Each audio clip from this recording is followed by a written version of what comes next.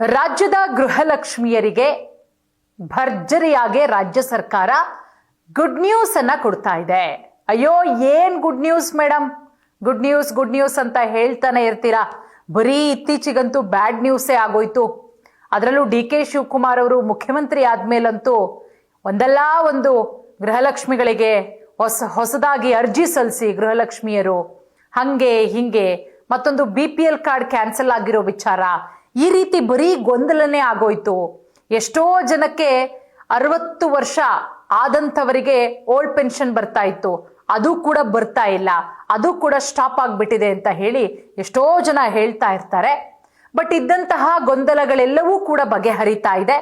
ಹಾಗಾಗಿ ಗೃಹಲಕ್ಷ್ಮಿಯರಿಗೆ good news ಕೊಡುವಂತಹ ವಿಚಾರವನ್ನ ಇವತ್ತು ನಾನು ನಿಮ್ಮ ಮುಂದೆ ಪ್ರಸ್ತುತಪಡಿಸ್ತಾ ಇದ್ದೀನಿ. ಏನಪ್ಪ ಅಂತ ಹೇಳಿದ್ರೆ 31 ಮತ್ತು 32ನೇ ಕಂತಿನ ಹಣ ಇನ್ನೇನು ಕೆಲವೇ ದಿನಗಳು, ನಾಳೆನೂ ರಿಲೀಸ್ ಆಗಬಹುದು, ನಾಡಿದ್ದು ಆಗಬಹುದು, ಅಂದ್ರೆ ಇನ್ನೊಂದು 2-3 ದಿನದಲ್ಲಿ ಅಟ್ ಎ ಟೈಮ್ ಒಟ್ಟೊಟ್ಟಿಗೆ, ಅಂದ್ರೆ ಎರಡೂ ಕಂತಿನ ಹಣ 31, 32 ಅಂದ್ರೆ ಮೇ ಏಪ್ರಿಲ್ 31ನೇ ಕಂತು, ಮೇ 32ನೇ ಕಂತಿನ ಹಣ ಒಂದು 2 ದಿನ ಗ್ಯಾಪ್ ಬಿಟ್ಟು 100% ಬಿಡುಗಡೆ ಆಗತ್ತೆ, ರಿಲೀಸ್ ಆಗತ್ತೆ.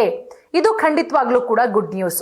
ನೋಡಿ, ನಿಮಗೆ ಗೊತ್ತು, ರಾಜ್ಯ ಸರ್ಕಾರದ ಪಂಚ ಗ್ಯಾರಂಟಿಗಳಲ್ಲಿ ಮಹತ್ವಾಕಾಂಕ್ಷೆಯ ಗ್ಯಾರಂಟಿಗಳು, ಮಹತ್ವಾಕಾಂಕ್ಷೆಯ ಯೋಜನೆಗಳಲ್ಲಿ ಗೃಹಲಕ್ಷ್ಮಿಯೂ ಕೂಡ ಒಂದು.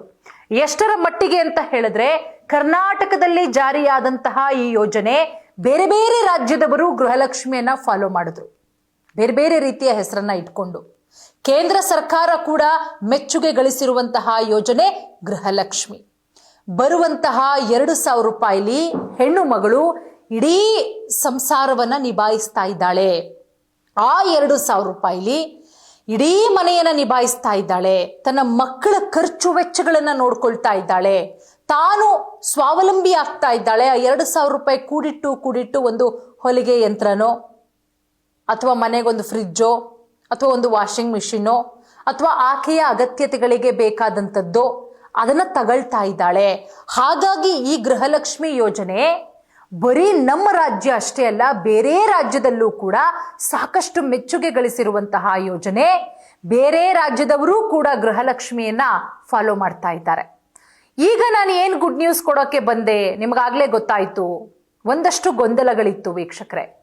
ಅದರಲ್ಲೂ ರಾಜ್ಯದ ಹೆಣ್ಣು ಮಕ್ಕಳು ಬಹಳ ಟೆನ್ಷನ್ ಅಲ್ಲಿ ಇದ್ರು. ಅಯ್ಯೋ ಗೃಹಲಕ್ಷ್ಮಿ ಕ್ಯಾನ್ಸಲ್ ಆಗೋಗ್ಬಿಡ್ತಾ ಇದೆ, ಬರ್ತಾ ಇಲ್ಲ, ಹೆಂಗಪ್ಪ ಮತ್ತೆ ಅಪ್ಲಿಕೇಶನ್ ಹಾಕೋದು?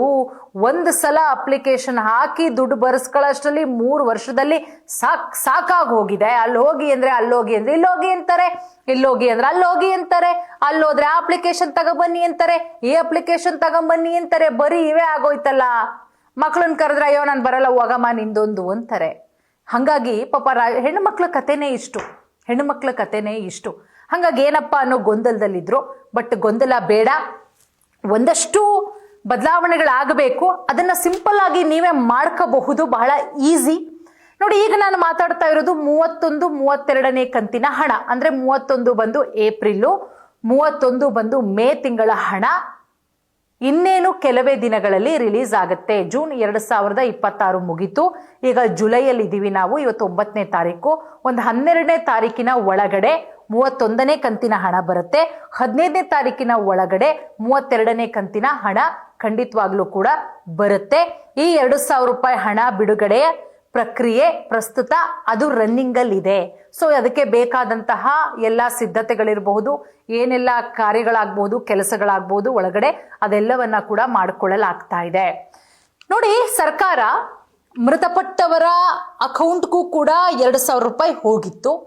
ಸೊ ಅದನ್ನ ಪತ್ತೆ ಹಚ್ಚುವಂತಹ ಕೆಲಸ ಕೂಡ ಮಾಡಲಾಯಿತು. ಅದಕ್ಕೆ ಒಂದು ಕಮಿಟಿಯನ್ನ ಕೂಡ ಮಾಡಲಾಗಿರುತ್ತೆ. ಅವರು ಏನ್ ಮಾಡಿದ್ರೋ ಗೊತ್ತಿಲ್ಲ, ಅವ್ರಿಗೆ ಒಂದು ಕೋಟ್ಯಾಂತರ ರೂಪಾಯಿ ಹಣ ಬೇರೆ ವೇಸ್ಟು ಸಂಬಳ ಅಂತ ಹೇಳಿ ಸರ್ಕಾರ ಮೃತಪಟ್ಟವರು IT ಪಾವತಿದಾರರನ್ನ ಪತ್ತೆ ಹಚ್ಚೋದಕ್ಕೆ ಈ ಬಾರಿ ಏನ್ ಮಾಡಿದೆ ಅಂತ ಹೇಳಿದ್ರೆ ಬಹಳ ಸ್ಟ್ರಿಕ್ಟ್ ಆಗಿ ಮಾಡಿದೆ. ಯಾಕಂದ್ರೆ ಸರ್ಕಾರದ ಬೊಕ್ಕಸದಿಂದಲೂ ಕೂಡ ಕೋಟ್ಯಾಂತರ ರೂಪಾಯಿ ಹಣ ಹೋಗ್ತಾ ಇತ್ತು. ಹಾಗಾಗಿ ಮೃತಪಟ್ಟವರು ಅದರ ಜೊತೆಗೆ IT ಪಾವತಿದಾರರನ್ನ ಪತ್ತೆ ಹಚ್ಚೋದಕ್ಕೆ ಒಂದು ಬಾರಿ ಬಯೋಮೆಟ್ರಿಕ್ ದೃಢೀಕರಣ, ಈ KYC ಪ್ರಕ್ರಿಯೆಯನ್ನ ಕಡ್ಡಾಯಗೊಳಿಸಿರೋದ್ರಿಂದ ಕೆಲವೊಂದಷ್ಟು ಜಿಲ್ಲೆಗಳಿಗೆ ವಿಳಂಬ ಆಗ್ತಾ ಇದೆ. ಯಾವ ಯಾವ ಜಿಲ್ಲೆಗಳು ಮತ್ತೆ ಯಾರ್ಯಾರು ಈ KYC ಯನ್ನ ಕಡ್ಡಾಯ ಮಾಡಿದ್ದಾರೆ, ಅದನ್ನ ಕಂಪ್ಲೀಟ್ ಮಾಡಿದ್ದಾರೆ ಅಂತವರಿಗೆ ಖಂಡಿತವಾಗ್ಲೂ ಕೂಡ ಹಣ ಹೋಗ್ತಾ ಇದೆ. ಹಾಗಾಗಿ ನಿಮ್ಮ ಬ್ಯಾಂಕ್ ಖಾತೆಗೆ ಹಣ ಬಂದಿದ್ಯಾ ಇಲ್ವಾ, ಪ್ರಸ್ತುತ ಸ್ಟೇಟಸ್ ಅನ್ನ ತಿಳಿಬೇಕು ಅಂತ ಹೇಳಿದ್ರೆ ನಾನು ಹೇಳುವಂತಹ ಕೆಲವೊಂದಿಷ್ಟು ಪ್ರಕ್ರಿಯೆಗಳನ್ನ ನೀವು ಮಾಡ್ಕೊಳ್ಳಿ. ಹೇಗೆ? ಅದು ನಿಮ್ಮ ಮೊಬೈಲಲ್ಲೇ ನೀವು ಮಾಡ್ಕೋಬಹುದು. ನೋಡಿ, ನಿಮ್ಮ ಮೊಬೈಲ್ ಫೋನಲ್ಲೇ ನೀವು ಮಾಡ್ಕೋಬಹುದು. ನೀವೆಲ್ಲೋ ಕಚೇರಿಯಿಂದ ಕಚೇರಿಗೆ ಅಲಿಯಂಗಿಲ್ಲ, ಯಾರ ಹತ್ರನೂ ಕೂಡ ಹೋಗಂಗಿಲ್ಲ. ನೀವು ಫೋನಲ್ಲೇ ಎಲ್ಲವನ್ನ ಕೂಡ ಮಾಡ್ಕೋಬಹುದು. ಯಾವ ರೀತಿ ಫೋನಲ್ಲೇ ಎಲ್ಲ ಪ್ರಕ್ರಿಯೆಗಳನ್ನ ಮಾಡ್ಕೊಳ್ಳೋದು? ಮೊಬೈಲ್ ಮುಖಾಂತರ ನಮ್ಮ ಹಣ ಬಂದಿದ್ಯಾ, ಸದ್ಯ ಸ್ಟೇಟಸ್ ಹೆಂಗಿದೆ, ಈ KYC ಮಾಡ್ಕೋಬೇಕಾ, ನಾವು ಏನ್ ಪ್ರಾಬ್ಲಮ್ ಆಗಿದೆ, ಹೇಗೆ ತಿಳಿಯೋದು ಅಂತ ಹೇಳಿದ್ರೆ DBT ಆಪ್ ಮುಖಾಂತರ ನೀವೇನ್ ಮಾಡಬೇಕು ಅಂತ ಹೇಳಿದ್ರೆ ಗೂಗಲ್ ಪ್ಲೇ ಸ್ಟೋರ್ ಅಂತ ಇದೆಯಲ್ಲ, ಗೂಗಲ್ ಪ್ಲೇ ಸ್ಟೋರ್ಗೆ ಹೋಗ್ಬಿಟ್ಟು ಕರ್ನಾಟಕ DBT ಅಧಿಕೃತ ಆಪ್ ಅನ್ನ ನೀವು ಮೊದಲಿಗೆ ಡೌನ್ಲೋಡ್ ಮಾಡ್ಕೊಳ್ಳಿ. ಅದಾದ ಮೇಲೆ ನಿಮ್ಮ ಆಧಾರ್ ಸಂಖ್ಯೆ ಇದೆಯಲ್ಲ, 12 ಡಿಜಿಟ್ದು 12 ಅಂಕಿಯ ಆಧಾರ್ ಸಂಖ್ಯೆಯನ್ನ ಬಳಸ್ಕೊಂಡು ನೋಂದಾಯಿಸ್ಕೊಳ್ಳಿ. ಒಂದು OTP ಬರುತ್ತೆ.